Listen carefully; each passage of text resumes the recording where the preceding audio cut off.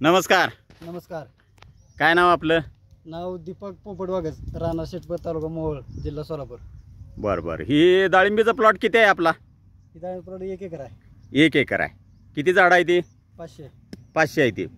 तुम्ही ही अल्विरॉन ऑर्गॅनिकची जी टेक्नॉलॉजी तुम्ही वापरली, हां, तुम्हाला यामध्ये काय काय फरक जाणवून आला? फरक भरपूर जाणून आला. साईजला फरक आहे.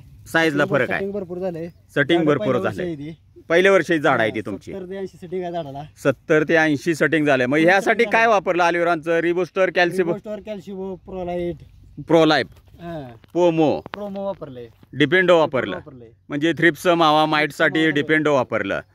मग त्यामुळं तुम्हाला ही जी साईज दिसते पोमो आणि प्रोलाइफ मुळे दिसते, बरोबर आहे? हां.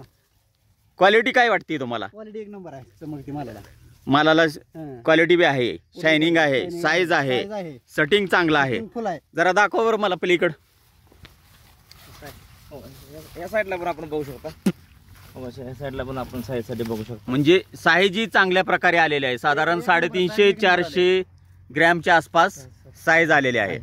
म्हणजे तुम्ही हे प्लॉट अल्विरॉन ऑर्गॅनिकचं जवळजवळ जे डाळिंबीसाठी लागणारे प्रोडक्ट आहेत ते सर्व यूज केलेत. 99% यूज केलेत. त्यामुळे तुम्हाला त्याचा बेनिफिट मिळालाय. फुल बेनिफिट मिळाला. फुल बेनिफिट मिळाला आहे. म्हणजे चांगल्या क्वालिटीनं तुम्हाला साईज आहे, सेटिंग आहे, फुल कलर, शायनिंग, चकाकी सुद्धा छान आहे. साईज भरपूर आहे. हे बघा, तुम्ही बघू.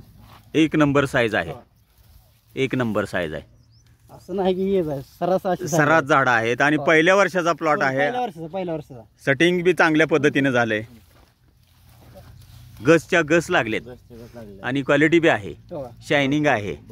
1 नंबर क्वालिटी, शायनिंग, चकाकी, फुल चकाकी फुल आहे. बरं, हे जे अल्विरॉन कंपनीचे तुम्ही प्रोडक्ट वापरले, समाधानी आहे? फुल समाधानी 100%. बरं, इतर डाळिंब बागायतदार आहेत, यांच्यासाठी तुमचा काय सल्ला असेल? त्याने हे वापरावं.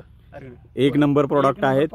वापरावं. जर्मन टेक्नॉलॉजीचे प्रोडक्ट असल्यामुळं साईज बी त्या पद्धतीनं, सेटिंग बी त्या पद्धतीनं आणि झाडाची कॅनॉपिंग बी त्या पद्धतीनं चांगली चाललेली आहे.